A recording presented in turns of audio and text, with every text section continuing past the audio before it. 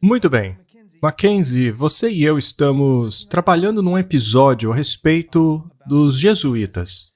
Ele aborda a história dos jesuítas e também fala a respeito de onde eles estavam durante a fundação da América, que tem que ver com algumas coisas que estavam acontecendo com Abraham Lincoln e que vem até os dias de hoje.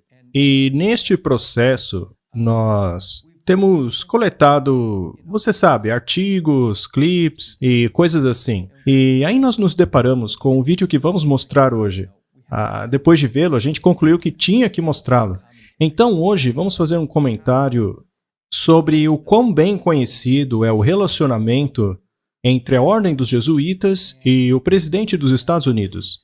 E o fato de que o Papa Francisco é o primeiro Papa jesuíta da história. Mas muitas pessoas não entendem isso. Então, Mackenzie, será que você poderia começar nos explicando quem são os jesuítas? Bem, este foi um clipe muito interessante e é por isso que quisemos comentar sobre ele. Mas é que os jesuítas, eles são uma ordem secreta, ou não mais tão secreta, mas muitas das coisas internas são secretas. Eles foram basicamente criados como militares, um exército ou uma parte de imposição da Igreja Católica Romana. E mesmo em alguns países, há alguns anos atrás, em países católicos, eles proibiram os jesuítas porque eles eram muito violentos. Então, isso não é, sabe, uma ordem amigável. Isso é algo sério, é militante. E o fato de que as pessoas não estão sabendo disso, sem conhecer a história, sem conhecer o propósito dos jesuítas, só o fato de que, eu acho que nós já falamos disso no podcast anterior, mas o juramento jesuíta diz exatamente em si o que eles são. E todos os jesuítas, ainda nos dias de hoje, têm que fazer esse juramento jesuíta antes de se tornarem jesuítas. E diz no juramento que eles não discriminam nem a idade, nem o sexo, nem a raça, nem nada. E muitas coisas hediondas que eles farão às pessoas. Você pode procurar isso por você mesmo. E nós já compartilhamos no podcast antes o que está nesse juramento jesuíta. Então isso não é de você sugerir, que está tudo bem acontecer em segundo plano. Estamos vendo uma grande conexão aqui. E é algo que realmente precisamos prestar atenção. Então, quando o Matt trouxe este clipe, nós dissemos imediatamente, precisamos falar sobre isso e precisamos compartilhar isso, porque mostra a conexão entre tudo isso. Sim, ele mostra a profundidade das conexões dos jesuítas. Bem, nós vamos assistir a um comentário da Rachel Maddow. Ela é considerada uma das 5 maiores comentaristas lá nos Estados Unidos. Entre pessoas como Tucker Carlson, Hannity e por aí vai. Hoje em dia, os comentaristas são muito apresentados na mídia. Mas a questão é que até mesmo a Rachel Maddow enxerga um relacionamento especial entre o Biden e o Vaticano, também fazendo contraste com o John Kennedy. Nós já falamos um pouco sobre isso aqui também. Então, vamos dar uma olhada no vídeo e falar um pouco sobre o que ela está dizendo. Nós queremos que as pessoas tenham a chance de ver como é íntima a relação entre os jesuítas e o líder do mundo livre, ou seja, o Biden, como presidente dos Estados Unidos da América. E, aliás, a Bíblia nos manda ficar de olho nos Estados Unidos, pois no futuro esta nação passará a defender a implementação de princípios romanos como lei. Então, vamos dar uma olhada.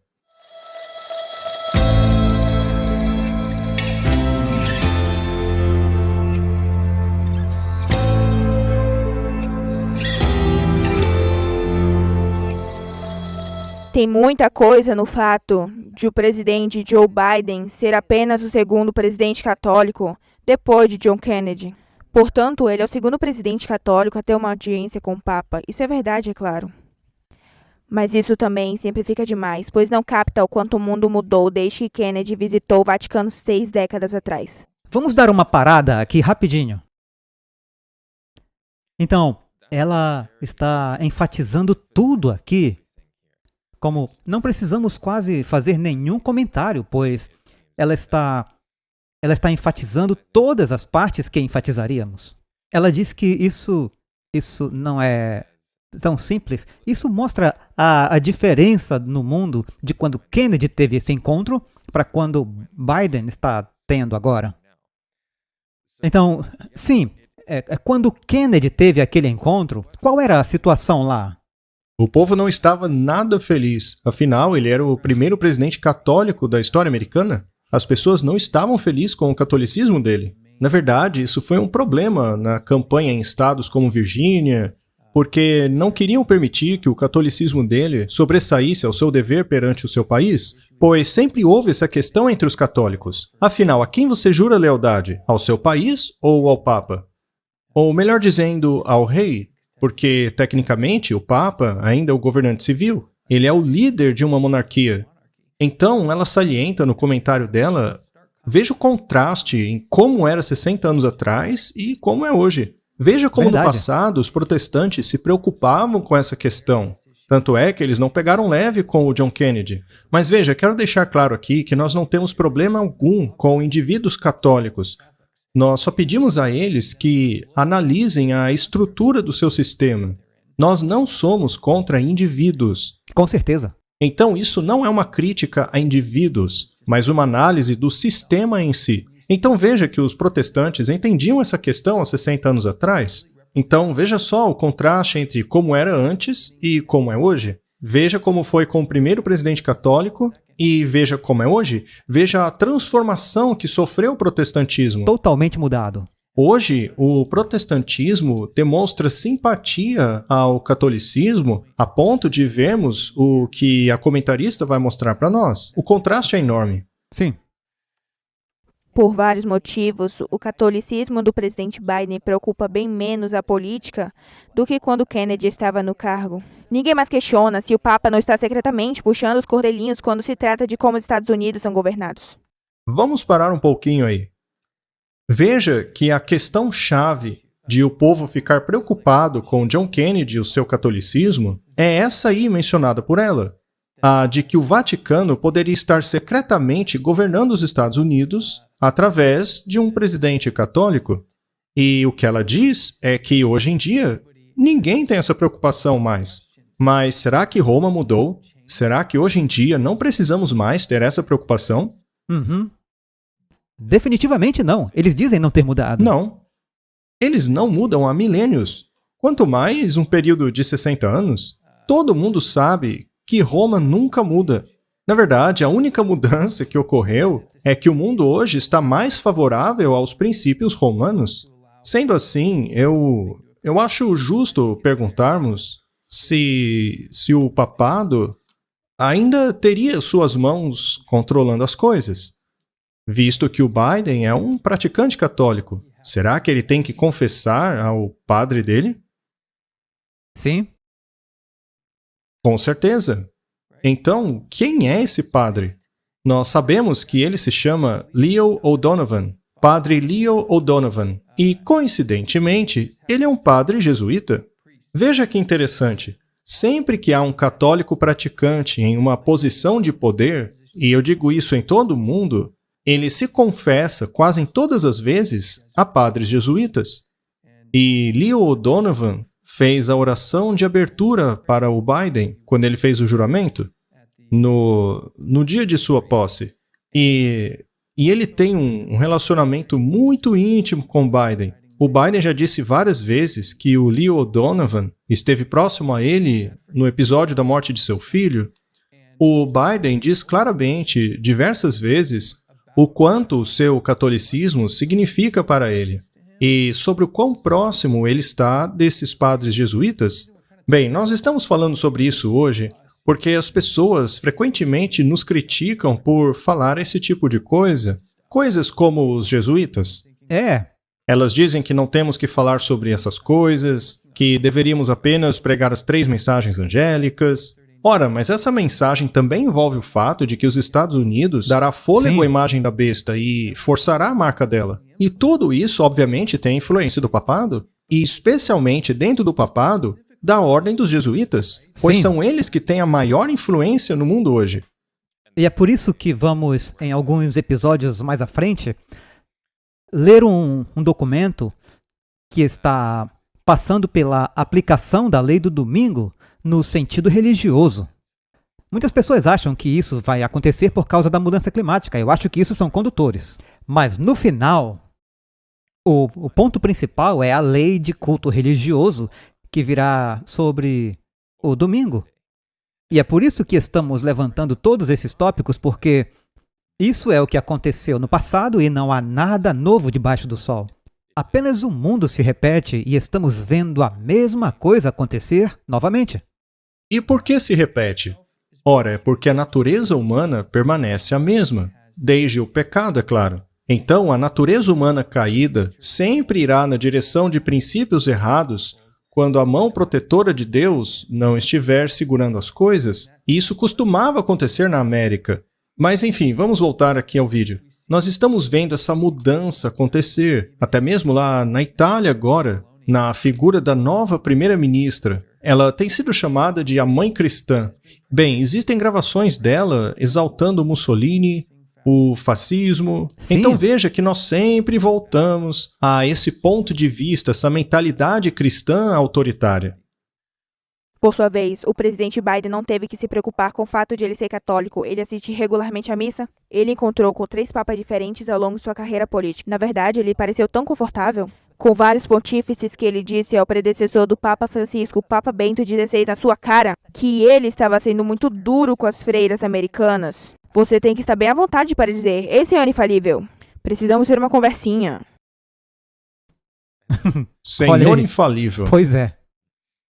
A Rachel Maddow certamente conhece muito bem a história. Ela conhece a doutrina da infalibilidade papal. Agora a pergunta é, será que essa infalibilidade poderia valer para mais alguém aí? Bem, eu acho que é muito interessante porque estamos falando de alguém que está relatando sobre isso, que obviamente tem um forte interesse e está muito familiarizado com todas as práticas aqui. Então, isso não é algo que eles não entendem. Eles entendem o lado do Papa e o lado de Biden. E o que isso significa realmente? Ou eles não estariam dando tanta ênfase, eles veem que houve uma mudança total no foco. E simplesmente mostrando que ela conhece os detalhes de entender que o Papa reivindica a infalibilidade. Há muitas pessoas que alegam que a posição do presidente dos Estados Unidos é a mais importante no mundo. E aqui ela está fazendo graça do fato de que como ousa o presidente dos Estados Unidos dizer alguma coisa ao senhor infalível, o Papa? Ou seja, o presidente dos Estados Unidos deveria ser submisso ao Papa. 100%, sim. O simples fato de como ele pôde dizer isso, ele deve estar intimamente ligado, porque Sim. senão... Exatamente. Deve haver uma coisa pessoal ali, pois um presidente dos Estados Unidos nunca poderia dizer a um infalível vigário de Deus que ele está sendo muito duro com as freiras. Então veja, as pessoas podem dizer que a gente está indo muito longe, mas eu acho que tem coisa acontecendo aqui que as pessoas não percebem. Vamos continuar. Ele já se encontrou com o Papa Francisco inúmeras vezes antes. Inclusive, ele mantém uma foto no Salão Oval. Muito bem. Veja só. O catolicismo do Biden é tão forte que ele tem a foto de um rei de uma monarquia civil bem acima do seu ombro esquerdo, bem lá no Salão Oval. Gente, os protestantes, no período da fundação da América, não gostariam nem um pouco disso. Não é surpresa que, segundo os relatos, a visita de hoje tenha corrido bem. Foi uma reunião privada de cerca de 90 minutos. O triplo da duração da reunião que o presidente Trump teve com o Papa em 2017.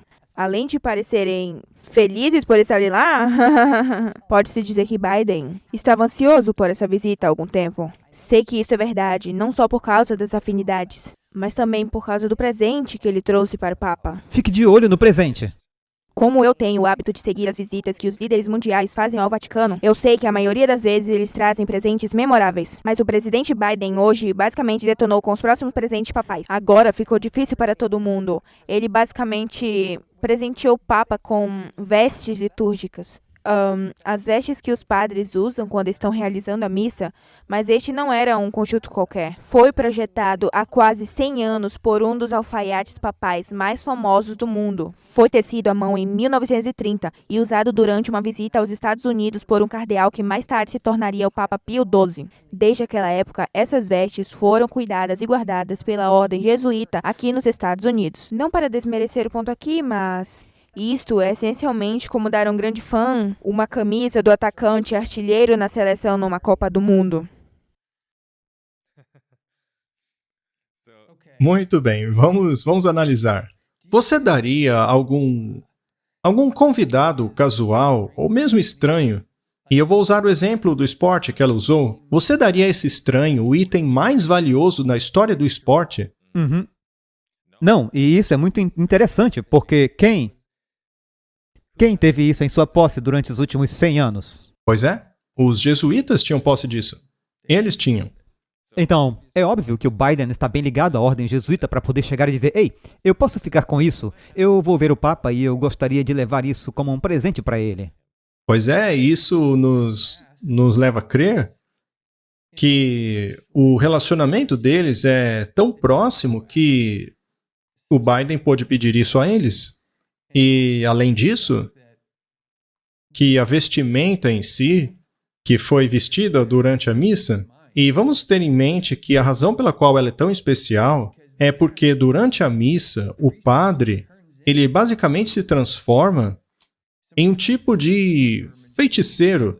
Afinal, ele performa a transubstanciação, não é? Segundo eles mesmos, eles literalmente transformam aquilo no sangue e carne de Cristo. Então, essas vestimentas, pelo menos na ótica deles, possuem um poder bastante significativo.